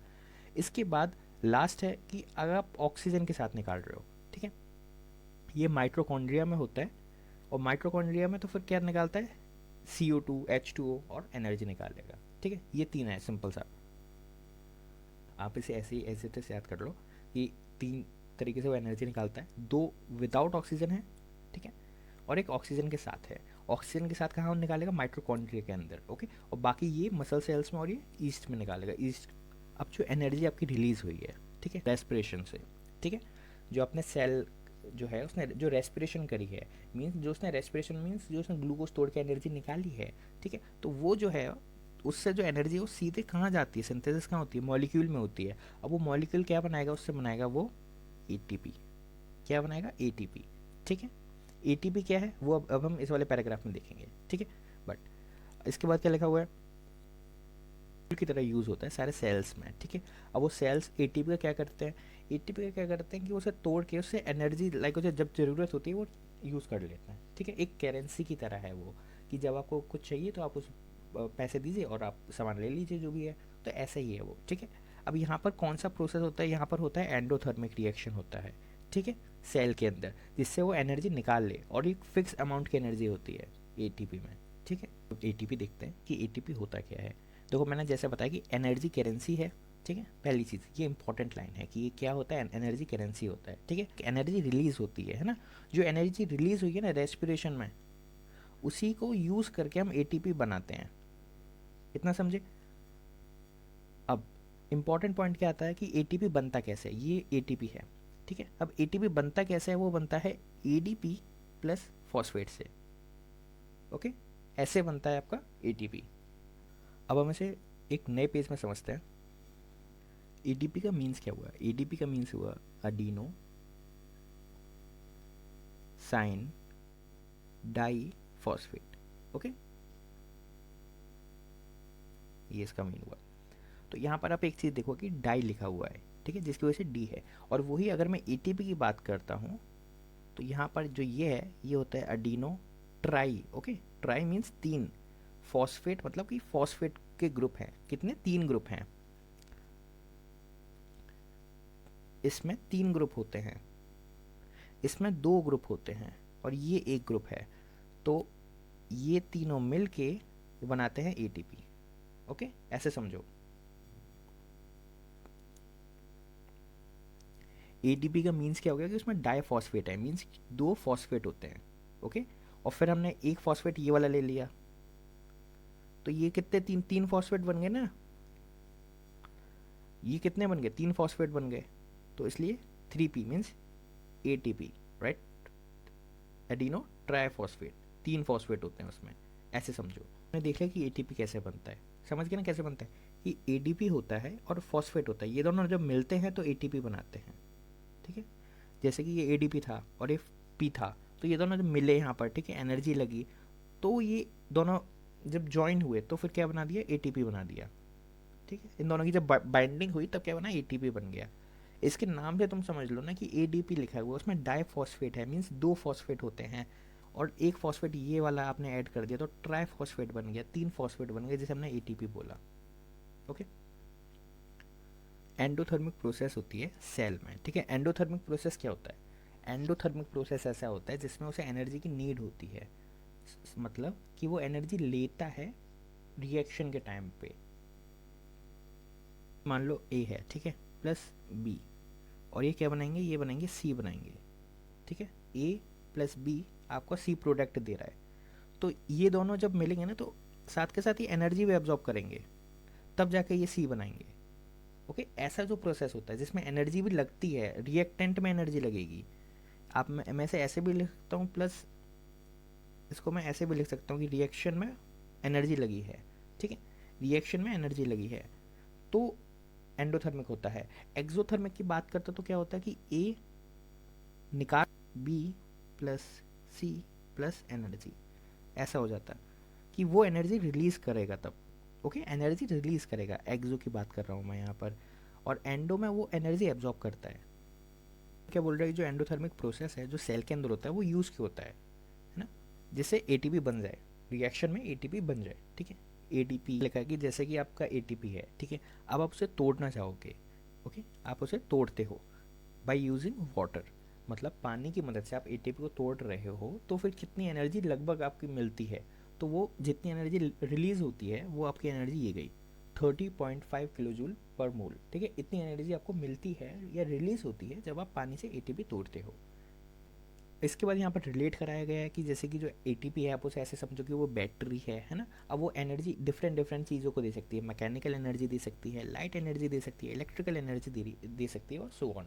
मतलब एक एटीपी एक बैटरी की तरह है। ठीक है, अब उस एनर्जी को आप कहीं भी यूज़ कर सकते हो, सेल में कर सकते हो, मसल्स में कर सकते हो, सेल में कर सकते हो, मसल्स में यूज़ कर सकते हो, प्रोटीन सिंथेसिस में यूज़ कर सकते हो, है ना। इम्पल्स अगर आप जनरेट कर रहे हो या उनका कंडक्शन कर रहे हो, मीन्स एक्टिविटीज़ होती हैं और बाकी एक्टिविटीज़ के लिए भी एटीपी यूज़ होती है। इसके बाद आखिरी पैराग्राफ आ जाता है ये वाला, कि इसमें कह रहा है कि जो एरोबिक रेस्पिरेशन होता है वो डिपेंड किस पे करता है, ऑक्सीजन पे करता है। सिंपल सी बात है भाई, एरोबिक है ना, एरोबिक है मीन्स ऑक्सीजन पे डिपेंड करेगा, पहली चीज़। दूसरी चीज़, वो ये भी इंश्योर करता है कि जो ऑर्गेनिज्म है, जो ऑक्सीजन हो, उसके पास सफिशिएंट ऑक्सीजन हो कि जिससे वो ये वाला रेस्पिरेशन वाला काम कर सके, ठीक है। अगर मैं बात करता हूँ प्लांट की, ओके, तो प्लांट भी एक्सचेंज करते हैं गैसेस का, है ना, थ्रू स्टोमेटा। अब स्टोमेटा कहाँ होता है, ये मैंने एक लीफ बना दिया, ये मैंने एक पत्ता बना दिया। अब यहाँ पर ये मिडरिब हो गया, है ना, तो यहाँ पर ऐसे छोटे छोटे लीफ में क्या होता है, स्टोमेटा बना होता है, ठीक है। तो वो स्टोमेटा क्या करते हैं, वो स्टोमेटा क्या करते हैं, ये एक्सचेंज करते हैं गैसेस का, ओके। और गैसेस भी कौन सी होंगी, CO2 और O2, सिंपल सी बात है। तो ये प्लांट में स्टोमेटा के थ्रू एक्सचेंज होता है। स्टार्टिंग में फर्स्ट लेक्चर पे देख लिया था कि स्टोमेटा होता है, क्लोरोप्लास्ट होता है ना, उधर लीफ में कैसा स्ट्रक्चर होता है जिसमें ऑक्सीजन अंदर आता है। तो वो यहाँ पर बता रहा है कि वहाँ पर इंटरसेलुलर स्पेस होता है लीफ में, है ना, जहाँ पर सेल्स होते हैं और जहाँ पर एयर भी कांटेक्ट करती है उन सेल्स से, जिससे वो एक्सचेंज हो सकता है। प्लांट की बात कर रहा हूँ मैं यहाँ पर, ठीक है। क्योंकि अगर मैं बोलूँ कि प्लांट के पास कोई ऐसा पर्टिकुलर ऑर्गन है, जैसे हमारे पास है, जैसे फिश के पास गिल्स होता है, हमारे पास लंग्स हैं ऑक्सीजन के लिए, है ना, तो ऐसा क्या प्लांट्स के पास होता है कि रेस्पिरेशन के लिए, ब्रीथिंग के लिए? नहीं, उनके पास ऐसा कुछ ऑर्गन्स नहीं होता। इसलिए उनके पास क्या होता है, लीफ में स्टोमेटा होता है, जिससे ओपनिंग और वो क्लोजिंग का एक गेट की तरह मान लो, ठीक है। तो वहाँ से क्या होता है, वहाँ से ऑक्सीजन होता है, जो CO2 होता है वो एक्सचेंज होता है वहाँ पर, ठीक है। और वहाँ पर इंटरसेलुलर स्पेस होता है जहाँ पर वो सेल से ऑक्सीजन या फिर CO2 कांटेक्ट करते हैं, वो एक्सचेंज हो जाते हैं। इतना सिंपल रहता है। अच्छा, अब अगर आप मेरे से पूछेंगे कि यहाँ पर ऑर्गन्स क्यों होते हैं, क्योंकि भाई डिमांड नहीं है इतनी ऑक्सीजन और CO2 की जितनी हमारे में होती है, क्योंकि हमें एनर्जी की ज़्यादा नीड होती है, हमें ज़्यादा ग्लूकोज तोड़ने पड़ते हैं, हमें ज़्यादा एनर्जी, क्योंकि भाई हमें बात करनी है, चलना है, कूदना है, इतना सब करना है, ठीक है। तो प्लांट को इतना कुछ थोड़ा ना करना, उसे क्या अपना खाना बनाना है ज़्यादा से ज़्यादा, है ना। और तब मेजर रोल नहीं होता कि जिसके लिए उसे एनर्जी की ज़्यादा नीड हो, है ना। हमें मूवमेंट और इन सारी चीज़ों के लिए एनर्जी ज़्यादा चाहिए होती है। और वही अब ये बोल रहा है कि जो एक्सचेंज होगा वो गैसेस का कैसे होगा, प्लांट में कैसे होगा, है ना, सेल्स और ऑक्सीजन के बीच में कैसे होगा, तो वो डिफ्यूजन के थ्रू होगा, ओके। ये दिया हुआ है कि जो डिफ्यूज़न होता है वो डिपेंड किस पे करता है। तो जो डिफ्यूज़न होता है वो इन्वायरमेंटल कंडीशन पे डिपेंड करता है, कि जो इन्वायरमेंट की कंडीशन क्या है ना, कि बाहर ह्यूमिडिटी ज़्यादा है, टेम्परेचर कैसा है, इन सारी चीज़ों पे, कि रिक्वायरमेंट्स पे भी डिपेंड करता है कि प्लांट की रिक्वायरमेंट है कि नहीं है ना। प्लांट को एक्चुअल में चाहिए कि नहीं चाहिए ऑक्सीजन, CO2, क्योंकि जो दिन में प्लांट अलग करता है और रात में अलग करता है, मतलब दिन में CO2 और ऑक्सीजन की नीड उसकी अलग होती है और रात में अलग होती है प्लांट की। नाइट की बात करता हूँ तो वहाँ पर फोटोसिंथेसिस नहीं होगी, मतलब वो खाना नहीं बनाएगी, क्योंकि खाना बनाने के लिए उसे सनलाइट की ज़रूरत होती है और रात में सनलाइट नहीं होती है, तो वो उसे फोटोसिंथेसिस नहीं करेगा। वो CO2 एलिमिनेट करता है, ठीक है, मेजर में, मतलब वो CO2 ज़्यादा निकाल देगा रात में, प्लांट की अगर मैं बात करता हूँ, ओके। और अगर मैं और वहीं अगर मैं दिन की बात करता हूँ तो दिन में क्या होता है कि रेस्पिरेशन होगा, ठीक है। तो रेस्पिरेशन से क्या होगा कि CO2 निकलेगा, और वही जो CO2 निकलेगा वो फोटोसिंथेसिस में यूज़ हो जाता है। तो मतलब जो दिन में है प्लांट से CO2 बाहर निकलता ही, तो CO2 रिलीज नहीं होगा दिन के टाइम पे, ठीक है। बट दिन में सबसे ज़्यादा क्या रिलीज होगा, ऑक्सीजन रिलीज होगा, और रात में CO2 रिलीज होगा। तो ये चीज़ रहता है। अब वही बात आ जाती है यहाँ पर कि एनिमल्स के पास ऑर्गन्स होते हैं बट प्लांट्स के पास नहीं होते, और एनिमल्स के पास होते हैं तो वो इन्वायरमेंट के हिसाब से अलग अलग हो जाते हैं। अगर मैं टेरेस्ट्रियल की बात करता हूँ, टेरेस्ट्रियल एनिमल्स कौन से होते हैं, जो लैंड पे चलते हैं, ठीक है, जो लैंड पे चलते हैं ना, उनके पास लंग्स होते हैं और ये सारी चीज़ें होती हैं। और अगर कुछ एनिमल्स ऐसे होते हैं जो पानी के अंदर रहते हैं, जिनके पास गिल्स होते हैं, तो वो इन्वायरमेंट के और कंडीशन के हिसाब से उनके पास रेस्पिरेशन के ऑर्गन्स अलग अलग होते हैं। इसके बाद नेक्स्ट पैराग्राफ में दिया हुआ है कि जो हमारी नीड होती है, टेरेस्ट्रियल एनिमल्स की जो नीड होती है, अमाउंट जो होता है ऑक्सीजन का वो ज़्यादा होता है, और जो फिश होती है ना, उनकी कम होती है। तो इसलिए वो ज़्यादा जल्दी सांस ले लेती हैं, है ना, क्योंकि उन्हें अमाउंट जो होती है ऑक्सीजन की उन्हें कम नीड होती है, रिक्वायर्ड कम होती है, तो वो जल्दी जल्दी सांस ले लेती हैं। हम थोड़ा धीरे धीरे लेते हैं क्योंकि हमें ज़्यादा ऑक्सीजन चाहिए होती है और हमारे अंदर भी ज़्यादा ऑक्सीजन आ जाती है ना। तो ये चीज़ यहाँ पर लिखा हुआ है, ओके। इसके बाद नेक्स्ट पैराग्राफ में दिया हुआ है कि जो टेरेस्ट्रियल एनिमल्स होते हैं वो डिफ्यूजन ऑक्सीजन का करते हैं जब रेस्पिरेशन करते हैं, है ना। तो उन्हें उनके जो ऑर्गन्स होते हैं उनमें लार्ज सरफेस एरिया होता है, जिससे वो ऑक्सीजन ज़्यादा एब्जॉर्ब कर सकें, ठीक है। ज़्यादा सरफेस एरिया होगा तो ज़्यादा एब्जॉर्ब करेगा, फिर उसे ज़्यादा यूटिलाइज करेगा, ज़्यादा यूज़ करेगा, ये सारी चीज़ों में। इसके हमारी बॉडी में एक अलग से एक प्लेस होता है जहाँ पर ये रेस्पिरेशन वाले ऑर्गन्स होते हैं, है ना, जहाँ पर एक अलग से पैसेज बना होता है जहाँ से हम ऑक्सीजन इसका एक्सचेंज कर लेते हैं, है ना। आपको पता होगा नोज़ अलग से है ना, माउथ से आप सांस ले सकते हो बट नोज़ अलग से दिया हुआ है। वो यहाँ पर दिया हुआ है कि ह्यूमंस में नॉस्ट्रल्स होते हैं, है ना, पैसेज होता है, लैरिंग्स होते हैं, तो ये सारी चीज़ें दी हुई हैं। और जो यहाँ पर सबसे बढ़िया बात दी हुई है वो ये है कि जो यहाँ की पैसेज होता है वो लाइन होता है म्यूकस से, है ना। जो यहाँ का पैसेज होता है, जो मीन्स यहाँ का रास्ता होता है, वो लाइन होता है म्यूकस से। और यहाँ पर क्या, रिंग्स ऑफ कार्टिलेज होती हैं। रिंग्स ऑफ कार्टिलेज क्या होता है, कार्टिलेज क्या होता है, पहली चीज़ आप ये देखो कि देखो दो चीज़ होती हैं, एक होता है बोन होता है और एक कार्टिलेज होता है। बोन आपको कहाँ से पता चलेगा, बोन आपके हाथ की हड्डी हो गई, पैर की हड्डी हो गई। कार्टिलेज क्या होता है, आपका जो कान का पिन्ना होता है ना, ये कार्टिलेज है। जो आपकी नोज़ की टिप है ये कार्टिलेज है। तो कार्टिलेज ऐसी चीज़ें होती हैं, ठीक है, वो बोन नहीं होती हैं। ओके, तो एक डिफरेंस होता है। बोन सॉलिड होता है, ये फ्लेक्सिबल होती हैं। ओके, आप कान के पिन्ने को आप कान के पिन्ना को ऐसे फोल्ड कर सकते हो, ऐसे स्क्वीज कर सकते हो, बट बोन को नहीं कर सकते, ये डिफरेंस होता है। ओके, तो कार्टिलेज ये चीज़ होती है। जो आपका गला होता है वहाँ पर रिंग्स ऑफ कार्टिलेज होती हैं। ये क्यों होती हैं, ये इसलिए होती है कि जो एयर पैसेज है वो कोलैप्स ना कर जाए। वो भी अब हम देखते हैं कि वो ऐसा क्यों बोल रहा है। अब हम डायग्राम देख रहे हैं ह्यूमन रेस्पिरेशन सिस्टम का। अब यहाँ पर ये एनसीईआरटी का डायग्राम है, ठीक है। अब देखते हैं कि बोल क्या रहा है। देख भाई, सबसे पहले ये नेसल पैसेज होता है। नेसल का मीन्स क्या हो गया, नोज। पैसेज का मीन्स क्या होगा कि ये पूरा पैसेज है ना, आने जाने का रास्ता, ऐसे बोलो। इसके बाद ये आपकी माउथ कैविटी हो गई। इसके बाद ये आपकी माउथ कैविटी हो गई, ये वाला, है ना। ये फेरिंग्स हो गई, ये लैरिंग्स हो गया। फेरिंग्स आपका ये वाला पार्ट हो गया, ठीक है, जहाँ पर नोज और माउथ मिलते हैं। ओके, नोज और माउथ मिलते हैं। लैरिंग्स कौन सा वाला पार्ट हो गया, लैरिंग्स वो वाला पार्ट हो गया जहाँ से आपका ये रेस्पिरेशन वाला पूरा सिस्टम चलेगा, ठीक है, जहाँ से लंग्स और ये सारी चीज़ें कनेक्टेड होंगी, जहाँ ओके, ये वाला जो पार्ट है। और इसी के साइड से आपको पता होगा, जो हमने लास्ट उसमें देखा था, यहाँ से फूड पाइप भी जाती है ना, तो ये यहाँ से फूड पाइप जाएगी आपकी। ओके, तो ये पीछे से इधर से जा रही होती है फूड पाइप, ये गई, पूरा ब्लैक मार्क कर दिया है। और यहाँ से आपकी ब्रीथिंग के लिए जा रही होगी, है ना, रेस्पिरेशन के लिए जा रही होगी, विंड पाइप। नाउ इसके बाद फेरिंग्स पता चल गया, फेरिंग्स ये वाला पार्ट हो गया। अब लैरिंग्स की बात करता हूँ तो लैरिंग्स ये वाला पार्ट हो गया। लैरिंग्स में ही आपको वॉइस बॉक्स मिलता है। वॉइस बॉक्स क्या होता है, जिससे मैं बात कर रहा हूँ, ओके, जिससे आप बात कर रहे होते हो, वॉइस बॉक्स। ओके, आप ऐसे बोल सकते हो। तो यहाँ पर ही वॉइस बॉक्स होता है। ओके, और यही पूरा आपका थ्रोट वाला रीजन हो गया। इसके थोड़ा सा नीचे आते हैं तो हमें मिलता है ट्रैकिया। ये ट्रैकिया वाला पार्ट है। अब ट्रैकिया वाले पार्ट में आप एक चीज़ देखिए कि यहाँ पर आपको मिलेंगे rings of cartilage. Okay, cartilage की रिंग मिलेंगी। कार्टिलेज क्या होता है मैंने भी आपको बताया, इसकी रिंग्स मिलेंगी। बट वो रिंग्स कैसी होती हैं, देखो रिंग तो एक ऐसी होती है, हाँ, बट ये रिंग ऐसी नहीं होती, ये पूरा पाइप जा रहा है। ओके, तो इसकी रिंग्स होंगी ऐसी, मीन्स ऐसी सी शेप की। ओके, वो ऐसी क्यों होंगी, क्योंकि देख भाई पीछे वो आपका पीछे ये वाला फूड पाइप भी तो जा रहा है ना, पीछे आपका फूड पाइप जा रहा है, तो उससे वो अगर पूरे से क्लोज हो जाएंगे तो उससे टकरा जाएंगी, इसलिए वो ऐसी रहती हैं। इतना समझे।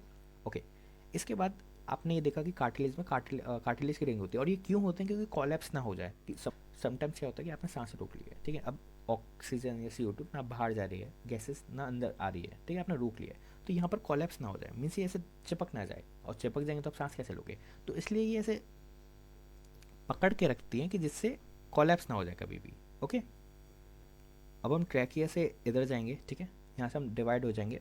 जहाँ पर पहली चीज़ आती है आपकी ब्रोंकी, ये बस एक जगह का नाम है, ठीक है, ये यहाँ पर पहले ब्रोंकी आएगी।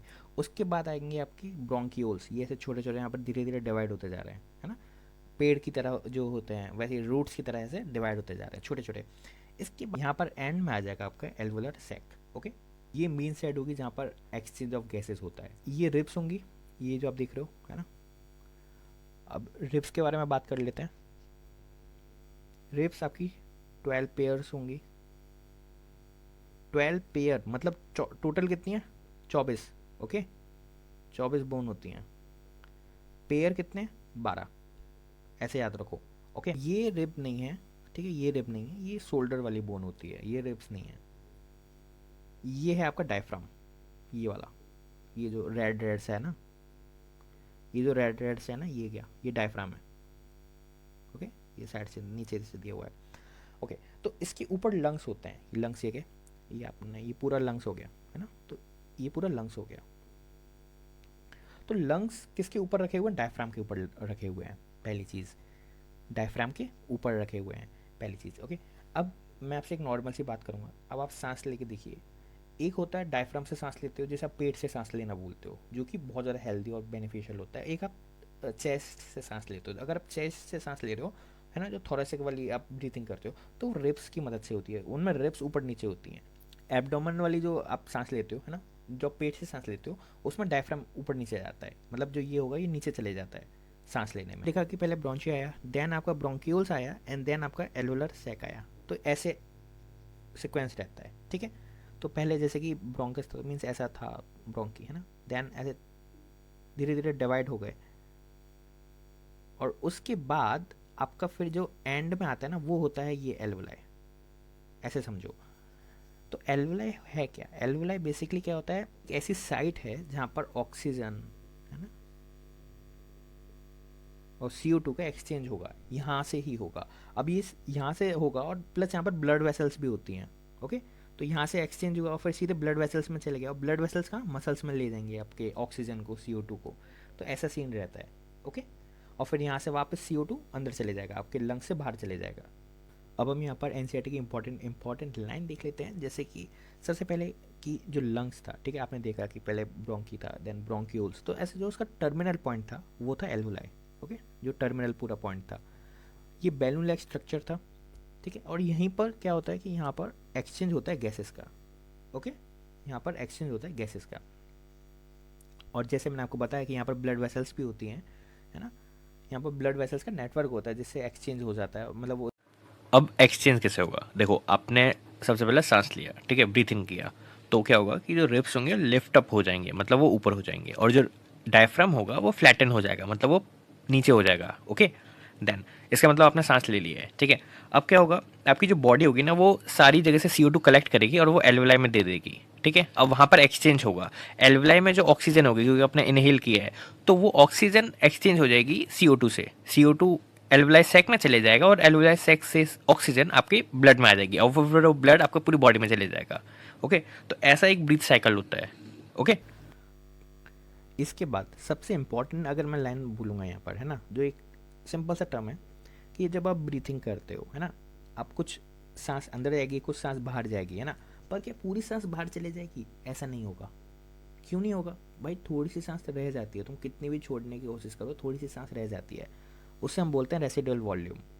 उसे क्या बोलते हैं, रेसिडुअल। रेसिडुअल का मीन्स है वो बचा हुआ। ओके, रेसिडुअल का मीन्स क्या, वो बचा हुआ। अब ये आप में पक्का हो सकता है वो एग्जामिनर आपसे पूछ ले, क्योंकि ये बढ़िया टर्म आ जाता है ना। रेसिडुअल का मीन्स ही ये हुआ कि वो कुछ ऐसी एयर होती है जो लेफ्ट आउट रह जाती है ना, आप कितना भी टेकन कर लो, कितना भी लेट आउट कर लो, बट कुछ ऐसा रह जाएगा जो रिमेनिंग रह जाएगा, है ना, तो वो होती है रेसिडुअल वॉल्यूम। इसके बाद जो लास्ट पैराग्राफ आ जाता है वो ये है कि जो एनिमल्स होते हैं, जो बड़े एनिमल्स होते हैं, उनकी रिक्वायरमेंट ज़्यादा है ऑक्सीजन की, ठीक है। अब क्या रहता है कि रिक्वायरमेंट ज़्यादा है, तो यहाँ पर बॉडी पार्ट कितना बार बार ऐसे ऑक्सीजन लेता रहेगा, रेस्पिरेटरी पिगमेंट। अब ये रेस्पिरेटरी पिगमेंट क्या करेगा, ये टेकन अप कर लेगा, मीन्स उठा लेगा ऑक्सीजन को, ठीक है, from air, from lungs, alveoli, है ना, यहाँ से वो उठा लेगा। अब वो टिश्यू में जाके तुरंत दे देगा। रेस्पिरेशन पिगमेंट का फ़ायदा क्या हुआ, पहली चीज़ ये नॉर्मल के तुलना जल्दी ऑक्सीजन को उठा लेगा, पहली चीज़ ये फ़ायदा रहता है। ओके, जैसे हमारे में क्या होता है, हमारे पास क्या होता है, हमारे पास होता है हीमोग्लोबिन, है ना, रेस्पिरेटरी पिगमेंट ही तो है ये रेड कलर का, तो ये ब्लड में होता है ना, तो इसमें क्या होता है, इसकी हाई एफिनिटी होती है। एफिनिटी का मीन्स क्या हो गया, उसका लगाव बोल दो, है ना, अट्रैक्शन बोल दो, किसके प्रति, ऑक्सीजन के प्रति, ऐसे बोल लो, ठीक है। और ये रेड कलर का होता है ना, और ये RBC, रेड ब्लड कॉप्सूल्स, ये होता है RBC, रेड ब्लड सेल बोल दो, या फिर रेड ब्लड कॉर्पल्स। तो बाद तो हीमोग्लोबिन होता है आपके पास, ठीक है। ये क्या है, रेस्पिरेटरी पिगमेंट है। ये इंपॉर्टेंट लाइन है, ये एक तो ये वाली इंपॉर्टेंट लाइन थी, और एक ये वाली इंपॉर्टेंट लाइन है।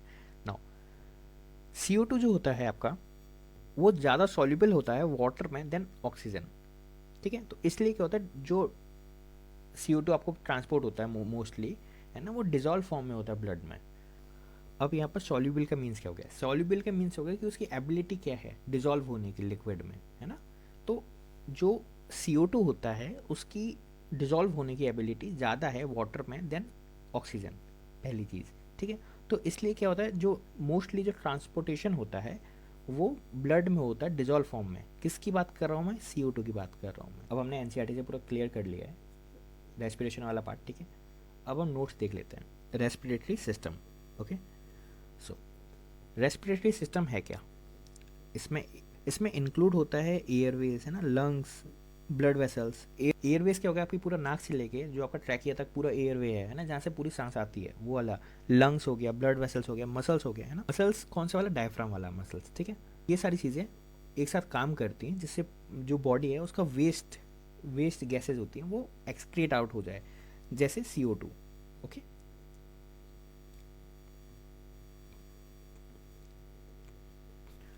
अब आप देखोगे जैसे नेसल पैसेज ये वाला पैसेज था, है ना। नॉस्ट्रल्स आपके नाक के छेद होते हैं, ओके। माउथ आपका ये वाला पार्ट हो गया। देन आपका फेरिंग्स, फेरिंग्स क्या था कि एक पार्ट है थ्रोट का, ठीक है। आपके थ्रोट का पार्ट है जो बिहाइंड होता है, मतलब पीछे होता है किसके, माउथ एंड नेजल कैविटी, जो ये वाला पार्ट था, ठीक है। तो ये फेरिंग्स होता है। इसी के नीचे ट्रैकिया एंड इसोफेगस होता है। इसोफेगस फूड पाइप होता है। बाद एपिग्लॉटिस आ जाता है ना, फेरिंग्स के बाद। ये फ्लैप ऑफ कार्टिलेज है। फ्लैप मीन्स एक पतला सा मसल्स, ठीक है, कार्टिलेज का। ये थ्रोट में पाया जाता है, ठीक है। और ये बिहाइंड किसके होता है, मतलब किसके पीछे होता है, टंग के पीछे होता है। और फ्रंट ऑफ लैरिंग्स, मतलब इधर होता है ये, ठीक है। इसका जो मोस्ट इंपॉर्टेंट काम है, जो इसका सबसे इंपॉर्टेंट काम है वो ये है कि खाने को विंड पाइप में नहीं आने देना, ठीक है। वो कहाँ विंड पाइप में ना आने देना, सीधे उधर आने देना। कभी कभी आपको ठसा लग जाता है पानी पीते हुए, खाना खाते हुए, तो वो इसी की वजह से लग जाता है, एपिग्लॉटिस की वजह से, ठीक है। अब एक काम कैसे करता है, ये आपका एपिग्लॉटिस है, यहाँ पर विंड पाइप है, ये आपका फूड पाइप है। तो कुछ खाना आएगा तो इसका ये रहेगा कि ये इसे कवर कर लेगा, खाने को इधर जाने देगा, ठीक है। ये रहता है। अगर समहाउ ये खुल गया तो इसमें चलेगा तो ठसा लग जाता है, ये सीन रहता है। इसके बाद लैरिंग्स आ जाता है, इसे वॉइस बॉक्स भी बोलते हैं, जैसे मैंने आपको बताया था। और ये साउंड को प्रोड्यूस करने में, है ना, उसे हेल्प करने में मदद आता है। और इसका भी काम होता है कि विंड पाइप में खाना ना आने दे, ब्रीथिंग में भी काम करता है। नेक्स्ट आपका ट्रैकिया आ जाता है। ट्रैकिया को विंड पाइप बोलते हैं, पहली चीज़। दूसरी चीज़ देखो, ये लैरिंग्स से कनेक्टेड है और ब्रोंकी से कनेक्टेड है, ठीक है। यहाँ से जो ये ब्रोंकी है और लैरिंग्स यहाँ से, इन दोनों से कनेक्टेड होता है, ठीक है। नाउ यहीं पर हमने देखा था कि यहाँ पर क्या होता है, कार्टिलेजिस रिंग होती है ना, कार्टिलेजिस रिंग होती है। आप यहाँ पर दिख भी रही हैं, ये वाली कार्टिलेजिस रिंग है ना, ये कार्टिलेजिस रिंग है। इसके बाद आ जाएगा आपका प्राइमरी ब्रोंकस, ये वाला पार्ट है ना, जो प्राइमरी है। मीन्स देखो, पहले होता है primary, then secondary and then tertiary, ऐसा रहता है। प्राइमरी में थोड़ा सा ऐसे मोटर रहेगा, है ना, सेकेंडरी में थोड़ा पतला रहेगा, टर्चरी में और ज़्यादा पतला हो जाएगा, ऐसा रहता है। तो ये मेन पैसेज है जहाँ से एयर जाएगी, है ना, लंग्स में, लंग्स के अंदर जाएगी। इसके बाद आपको पता ही है कि टर्चरी ब्रोंकस के बाद आपका ब्रोंक्यूल्स आ जाएगा, फिर एल्वुलाई आ जाएगा, ओके। नाउ यहाँ पर हम बात कर लेते हैं डायफ्राम की। अगर मैं डायफ्राम की बात करता हूँ तो ये मसल्स होती है जो ब्रीथिंग में हेल्प करती है, ठीक है। ये वाली मसल्स है, ये मसल्स हैं, ओके। अब ये वाला पार्ट है, ये थोड़ा सा आउट ऑफ NCERT है, बट अगर आप पढ़ना चाहते हो तो देख सकते हो कि जो एक राइट लंग होता है, एक लेफ्ट वाला लंग्स होता है, ठीक है। तो जो राइट लंग होता है ना, उसमें 3 लोब होते हैं, ओके। जैसे आपने लीवर में पढ़ा होगा, लीवर में ऐसे बीच में से ऐसे लोब होते हैं। लीवर में 2 लोब्स होते हैं, एक तो ये वाला लोब हो गया और एक ये वाला लोब हो गया। तो 1 2 3 कंपार्टमेंट से दिखते हैं आपको दूर से, ठीक है। ऐसे यहाँ पर ये थोड़ा छोटा होता है, क्यों, कॉज ऑफ हार्ट। यहाँ पर हार्ट होगा इधर ही, ठीक है। हार्ट की वजह से यहाँ पर ये थोड़ा सा छोटा रहता है और ये थोड़ा नीचे तक रहेगा। इसके बाद इधर लीवर आ जाएगा, है ना, और ये डायफ्राम तो है इधर, और यहाँ पर पेट आ जाएगा। तो ऐसा पूरा स्ट्रक्चर रहता है। और यहाँ पर साइड में क्या आ जाएंगे, रिब्स आ जाएंगी, है ना। यहाँ पर कॉलर बोन आ जाएगा, ठीक है। यहाँ पर स्टर्नम आ जाएगा, एक हड्डी होती है बीच की, ठीक है। एक और बार डायग्राम देख लेते हैं लास्ट टाइम। सो पहली चीज़, ऑक्सीजन यहाँ से आई, ठीक है, एयर मूवमेंट। देन आपकी इस कैविटी में आई, कैविटी का नाम क्या है, एल्वुलाई कैविटी। बेसिकली कैविटी मान लो जहाँ से ऑक्सीजन आएगी, है ना, यहाँ से CO2 चले जाएगी, ऐसा सिंपल सा सीन है। यहाँ पर होंगी कैपिलरीज। कैपिलरीज क्या है कि कैपिलरीज के अंदर क्या होता है, ब्लड होता है, ठीक है। और ये कौन सा वाला ब्लड होगा, अगर मैं आपसे पूछना चाहूँ तो ये होगा CO2 वाला ब्लड, यानी डीऑक्सीजनेटेड ब्लड, ठीक है। यहाँ से आया, अब इसने यहाँ पर डीऑक्सीजनेटेड ब्लड दे दिया, और यहाँ पर जो ऑक्सीजन आई थी वो इसने ले ली, सिंपल सी बात है। और यहाँ पर वो कैसे ले लेगा, क्योंकि यहाँ पर आरबीसी होंगे, आरबीसी में क्या होता है, हीमोग्लोबिन होता है, ओके। और देखो ये कि ये थिन मॉइस्ट लेयर है, थिन मतलब पतला, मॉइस्ट मतलब कि ऐसे, इसमें हमने देखा था कि म्यूकस होता है ना, म्यूकस की लेयर है। सो इसकी वजह से क्या होता है कि एक्सचेंज ऑफ गैसेज आराम से हो जाता है, ठीक है। अगर ये थिक होती, मतलब मोटी होती, तो थोड़ी ना हो पाता। इसके बाद आपका यहाँ से ऑक्सीजनेटेड ब्लड आ जाएगा, ओके। और वो आपकी मसल्स, हर्ट, इन सारी जगहों पे चले जाएगा, पहले हर्ट में जाएगा फिर मसल्स में चले जाएगा, ओके। और यहाँ पर एल्वुलाई की वॉल होती है, एल्वुलर वॉल, जो थिक होती है, ठीक है। वो एक सेल की होती है, सिंगल सेल की, तो ये वाली वॉल है। ये आपको नहीं जानना है वैसे इतना, ये भी नहीं जानना है, बट आपको ये है ना, इतना इतना तो पता रहना चाहिए, इतना तो पता रहना चाहिए। बट वो है कि आप जितना ज़्यादा एक्सप्लेन में बताओगे सामने वालों को, तो उतना ज़्यादा मार्क्स मिलने के फ़ायदे रहते हैं।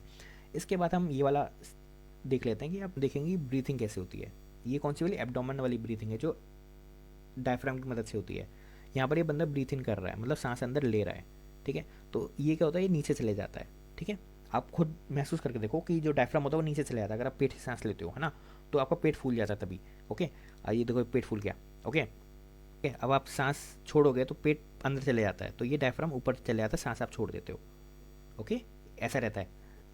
एट लास्ट ये फ्लो चार्ट है, हमने जितना भी देखा है ना, ये आप देख लो कि सबसे पहले ऑक्सीजन था एनवायरनमेंट में, आपने उसे नीजल कैविटी से अंदर लिया, ओके, नाक से, नॉस्ट्रल से। देन वो आपके फेरिंग्स में गया, ट्रैकिया में गया, ट्रैकिया से वो ब्रोंकी में गया, देन ब्रोंकियोल्स में गया, देन आपके एल्वुलाई में आया। इतना समझे। फिर यहाँ से एक्सचेंज हुआ ऑक्सीजन का, CO2 का एल्वुलाई में, ओके। यहाँ ये एक्सचेंज साइट होती है, एक्सचेंज साइट होती है, यहाँ पर एक्सचेंज होता है। जो CO2 था वो आपकी बॉडी से बाहर जाएगा, bronchi, then trachea, then nasal cavity, वो पूरे एनवायरनमेंट में चले जाएगा, और ऑक्सीजन ऐसे आया, सिंपल सी बात है। और ये वाला डायग्राम है एनसीईआरटी वाला, जो अभी हमने देखा था, ठीक है। ये हम लास्ट में एक बार देख लेते हैं कि आपको वापस कन्फ्यूज़न ना रहे, अगर थोड़ा सा इतू सा भी कन्फ्यूजन है वो पूरा क्लियर हो जाएगा यहाँ से। एरोबिक मैंने बताया था ऑक्सीजन के प्रेजेंस में होता है ये, ठीक है। तो यहाँ पर CO2 और H2O बनती है, और इसमें एनर्जी आपको ज़्यादा मिलती है क्योंकि पूरा ब्रेक डाउन होता है ग्लूकोज का, ठीक है। वहीं अगर मैं एनारोबिक की बात करता हूँ तो मतलब एनारोबिक मीन्स कि ऑक्सीजन नहीं है, एब्सेंस ऑफ ऑक्सीजन, बिना ऑक्सीजन के काम हो रहा है। तो इसमें वो ग्लूकोज पूरा नहीं तोड़ता, पार्शियल तोड़ता है, आधा तोड़ता है। अगर वो आधा तोड़ेगा तो एनर्जी कम देगा। इसमें पहला आ जाता है ईस्ट के थ्रू होता है, तो ईस्ट के थ्रू होगा तो अल्कोहल और CO2 प्रोड्यूस करेगा। और दूसरा वो मसल्स में अगर होगा, है ना, मसल्स या बैक्टीरिया में भी होता है, तो वो लैक्टिक एसिड प्रोड्यूस करेगा। क्या प्रोड्यूस करेगा, लैक्टिक एसिड। और इसमें भी एनर्जी कम ही होती है रिलेटिव टू एरोबिक, ओके। तो ये इन तीनों का डिफरेंस हो गया। अब डिफरेंस देख लेते हैं लैक्टिक एसिड और अल्कोहलिक फर्मेंटेशन का। अगर मैं बात करता हूँ लैक्टिक एसिड फर्मेंटेशन की, तो ये अकर कहाँ पर होता है, ये बनता कहाँ पर है, ठीक है। तो ये ह्यूमन मसल्स में बनता है और दूसरा बैक्टीरिया में बनता है, ठीक है। और वहीं अगर मैं बात करता हूँ अल्कोहलिक फर्मेंटेशन की, तो ये ईस्ट में बनता है। नेक्स्ट इसका एंड प्रोडक्ट क्या होता है, लैक्टिक एसिड होता है, नाम से ही पता चल रहा है लैक्टिक एसिड फर्मेंटेशन है तो लैक्टिक एसिड ही बनेगा। और वहीं अगर मैं अल्कोहलिक फर्मेंटेशन की बात करता हूँ तो यहाँ पर अल्कोहल तो बनेगा, साथ के साथ क्या बनता है, CO2 भी बनता है, ठीक है। नेक्स्ट ऑक्सीजन दोनों में नहीं होगी, तभी तो फर्मेंटेशन हो रहा है, क्योंकि ये विदाउट ऑक्सीजन होता है, ठीक है। दोनों जो प्रोसेस होते हैं ये विदाउट ऑक्सीजन होते हैं। इसके बाद क्या है कि एनर्जी दोनों में कम ही बनती है, ठीक है। जो एनर्जी प्रोड्यूस होगी वो कम ही होगी रिलेटिव, क्योंकि इसमें पार्शियल ऑक्सीडेशन हो रहा है ना, पार्शियल ब्रेकडाउन हो रहा है, क्योंकि वो पूरी तरीके से ग्लूकोज नहीं तोड़ पा रहा है, आधा तोड़ पा रहा है ग्लूकोज, तो एनर्जी भी कम ही तोड़े बनाएगा। और वहीं अगर ऑक्सीजन के थ्रू ये काम होता तो वो पूरी ग्लूकोज तोड़ता तो ज़्यादा एनर्जी बनाता। ये फ़र्क है, ठीक है। आखिरी चीज़ क्या है कि CO2 रिलीज होता है इसमें, लैक्टिक एसिड में नहीं, हमने इधर देखा ही नहीं, यहाँ पर कहीं बताया नहीं था इसने, बट यहाँ पर CO2 रिलीज हो रहा है अल्कोहलिक में, फर्मेंटेशन में, ठीक है। तो ये डिफरेंस हो गया। तो ये वो वाला पार्ट आ चुका है लेक्चर का जहाँ पर हमें विदाई लेनी होती है, राइट। सो ये था 5th lecture in detail right. NCERT हमने पूरा देखा, शॉर्ट नोट्स हमने पूरे देखे, ठीक है। इसके बाद हम दो पार्ट रह जाता है, एक तो एक्सक्रीशन वाला यानी किडनी, और दूसरा हार्ट वाला सर्कुलेशन वाला पार्ट, राइट। तो वो भी हम एनसीईआरटी से लाइन बाय लाइन देखेंगे वापस, ओके। इसमें हमने पूरा रेस्पिरेशन देख लिया। अगर तुम्हें कहीं डाउट रह जाता है ना, खुदा ना खास्ता अगर रह भी सकता है तो आप पूछ सकते हो, ठीक है। नहीं पूछे तो भी कोई दिक्कत नहीं है।